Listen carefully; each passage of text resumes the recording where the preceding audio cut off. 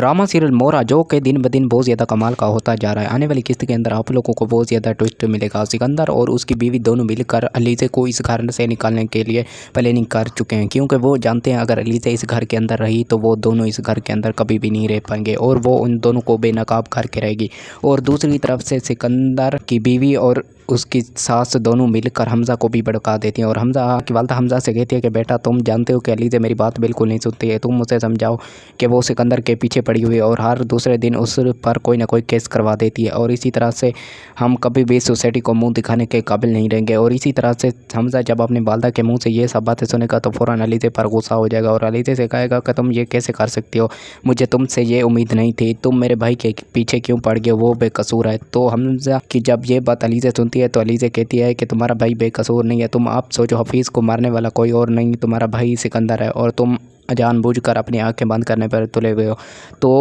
अलीज़े की बात जब हमज़ा सुनता है तो हमज़ा कहता है कि तुम मुझे अब सिखाना बंद करो, मुझे पता है मेरा भाई क्या कर रहा है, वो कुछ भी गलत नहीं कर सकता। तो इसी तरह से अलीज़े गुस्से में आकर कह देती है अगर आपको पता होता तो सिकंदर आज इस मकाम तक ना पहुंचता, तुम लोगों की वजह से वो इस मकाम पर पहुंच गया है कि हर दूसरे बंदे को उसने धमकाया हुआ है। और इसी तरह से अलीज़े की बातें जब हमज़ा सुनेगा और कहेगा कि तुम अब मुझे सिखाओगी तो फ़ौरन उसे थप्पड़ मार देगा। और इसी तरह से अलीज़े